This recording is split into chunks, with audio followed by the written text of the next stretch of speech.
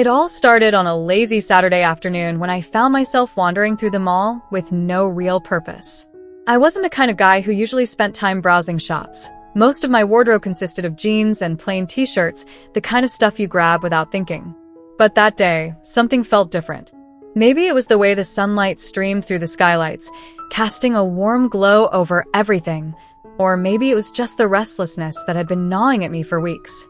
Whatever it was, I found myself slowing down as I passed a sleek, modern salon with floor-to-ceiling windows and a sign that read, "Glamour and Grace. Transformations by appointment." I had never considered stepping into a place like that before. Salons were for women. Or at least that's what I'd always told myself.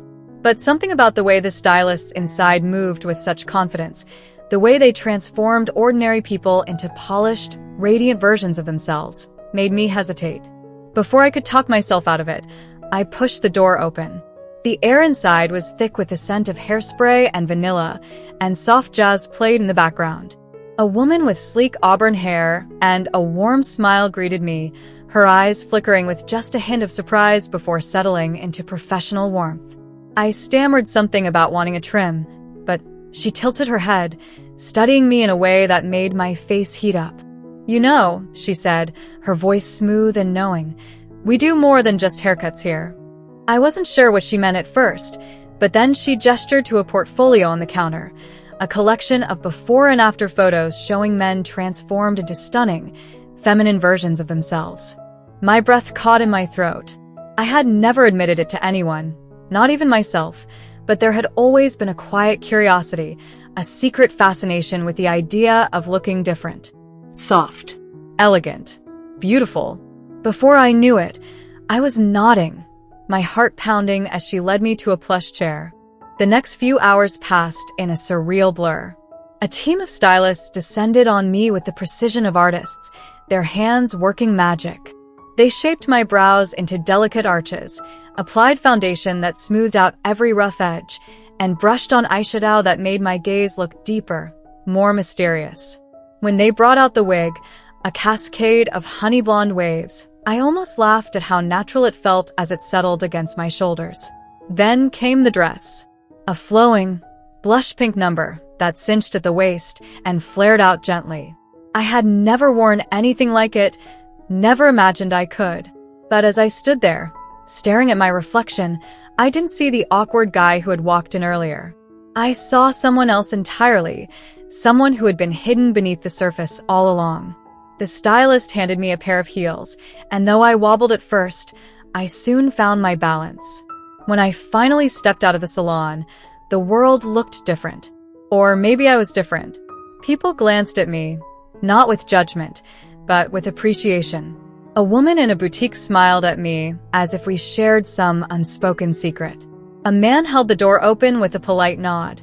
I didn't know what this meant for me long-term, whether this was just a fleeting experiment or the beginning of something bigger. But for the first time in my life, I felt like I was seeing myself clearly. And the reflection staring back was nothing short of breathtaking. Walking through the mall in heels was an experience I hadn't prepared for. Every step required focus, a slight adjustment in balance, a conscious effort not to wobble. But with each passing minute, my confidence grew. The weight of the wig, the sway of the dress against my legs, even the faint click of my shoes against the tile, it all felt strangely right. Like I had slipped into a version of myself I hadn't known existed. I found myself lingering near storefronts I would have never glanced at before, drawn to displays of delicate jewelry, flowing skirts, and soft pastel blouses. My fingers brushed over fabrics, testing their textures, imagining how they might feel against my skin. A saleswoman in a boutique caught my eye and smiled, and for the first time, I didn't shrink away. Instead, I stepped inside. The store was a wonderland of femininity, racks of dresses in every shade, shelves of shoes with slender straps and elegant heels, glass cases filled with shimmering accessories. I moved through it all in a daze, half expecting someone to stop me, to tell me I didn't belong there. But no one did. The saleswoman approached, her voice warm and encouraging, asking if I needed help finding anything. I hesitated, then admitted I wasn't sure where to start. She didn't miss a beat. "Let's find something that makes you feel amazing," she said, as if it were the most natural thing in the world. And just like that, I was trying on clothes, real clothes, not just the salon's borrowed dress. A fitted navy blue wrap dress that accentuated my waist. A silky emerald blouse that brought out the green in my eyes. A pair of black heels that made my legs look longer, more graceful. With each new outfit, the reflection in the mirror became more familiar, more me. By the time I left the boutique, arms laden with shopping bags, the sun was beginning to set, casting the mall in golden light. I should have felt exhausted, but instead, I was exhilarated. I didn't want the day to end. On a whim, I stopped at a cosmetics counter where a makeup artist offered to touch up my look. She darkened my lashes with mascara, added a soft pink gloss to my lips, and dusted my cheeks with a shimmering blush. "You have fantastic bone structure," she murmured as she worked. "You could really play with so many looks." Her words sent a thrill through me. This wasn't just a one-time thing. This could be more. As I finally stepped out of the mall, the evening air cool against my skin, I realized I wasn't ready to go home. Not yet. Not when this version of me felt so alive. So I did something reckless. I walked into a little wine bar nearby, ordered a glass of rose, and sat at a corner table, watching the world go by. No one stared. No one whispered. I was just another woman enjoying her evening. And that was the most incredible part of all. When I finally returned home, my heart pounding as I turned the key in the lock, I half expected to feel shame, to rush to the bathroom and scrub away the makeup, to shove the shopping bags in the back of my closet and pretend this never happened. But I didn't. Instead, I stood in front of my bedroom mirror for a long time, studying the woman looking back at me. She was nervous, yes, unsure of what came next, but she was also happy. And for the first time in my life, I couldn't wait to see who she'd become. The next morning, sunlight streamed through my bedroom window, pulling me gently from sleep. For a brief, disoriented moment, I couldn't remember why my body felt different, why my sheets seemed smoother against my skin, why my hair tickled my shoulders when I turned my head. Then it all came rushing back. I sat up slowly, my fingers instinctively reaching for the wig I'd carefully placed on my bedside table the night before. The honey blonde strands glowed in the morning light, and as I ran my hands through them, a quiet thrill ran through me. It hadn't been a dream. The shopping bags from the boutique still sat by my dresser, their contents neatly folded inside. I hadn't dared to unpack them last night, as if doing so would make everything too real.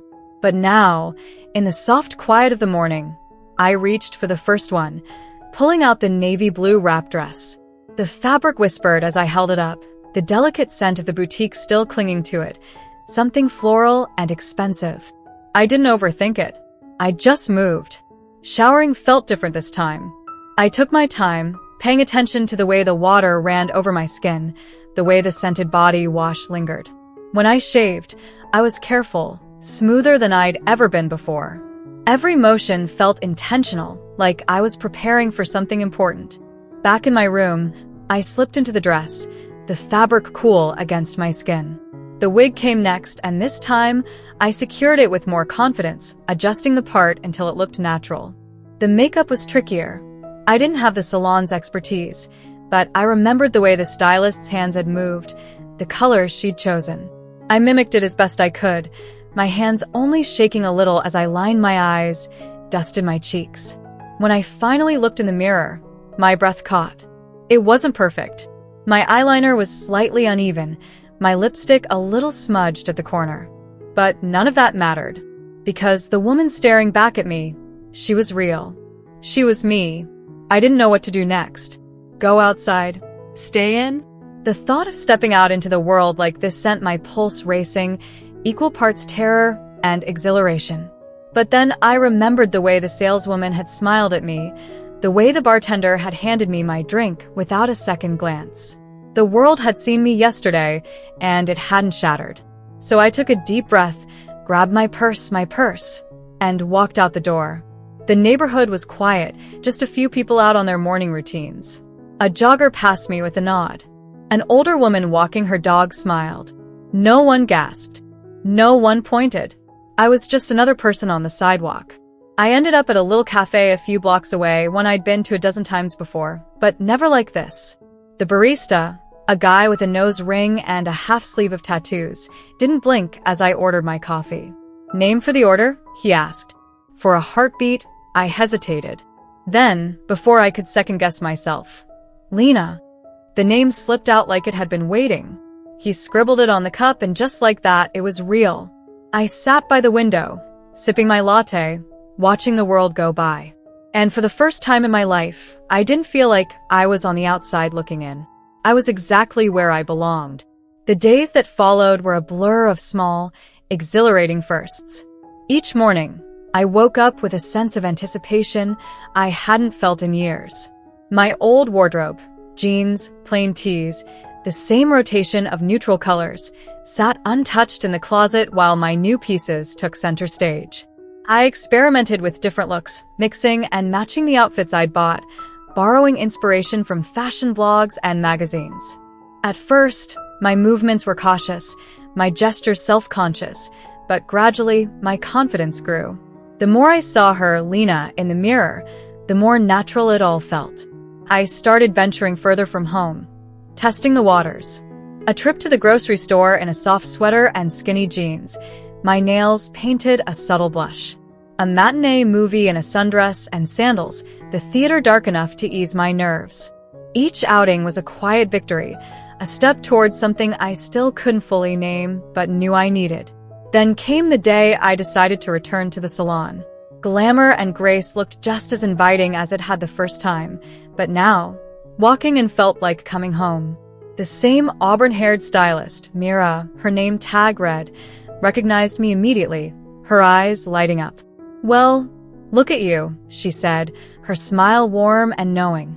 This time, I didn't hesitate. "I want to go further," I admitted. Mira didn't need an explanation. She simply nodded and led me to her chair. Over the next few hours, she transformed me again, this time with intention. She shaped my hair into a sleeker, more feminine cut, something that would grow out gracefully. She taught me how to contour my face to soften my jawline, how to apply false lashes without fumbling. And when I mentioned the name I'd chosen, she didn't bat an eye. "Lena," she repeated, testing the sound of it. "It suits you." Leaving the salon that day, I felt different. Not just in appearance, but in purpose. This wasn't just an experiment anymore. This was me. Weeks passed, then months. I found a therapist who specialized in gender identity, and for the first time, I put words to the feelings I'd buried for so long. I told her about the childhood envy I'd felt watching girls play dress-up, the way I'd secretly wished for the freedom to express myself the way they could. The relief of finally speaking those truths aloud was overwhelming. I came out to my closest friend first. Jake had been my roommate in college, the kind of guy who'd seen me through every stupid mistake and heartbreak. When I invited him over, my hands wouldn't stop shaking. I dressed carefully, a lavender blouse, dark-washed jeans, my hair styled in loose waves, wanting him to see me, not the version of me he'd always known. The moment he walked in, his eyebrows shot up. Whoa. My stomach dropped. Then he grinned. "Damn, dude. You look hot." I burst out laughing, the tension shattering. We talked for hours that night, and by the end of it, he was calling me Lena without missing a beat. Not everyone reacted the same way. My parents needed time. My brother didn't speak to me for weeks. There were moments of doubt, of grief for the relationships that might never be the same. But for every loss, there was a gain. New friends who knew me only as Lena, a growing sense of peace in my own skin. A year later, I stood in front of the mirror in my apartment, adjusting the straps of my emerald green dress.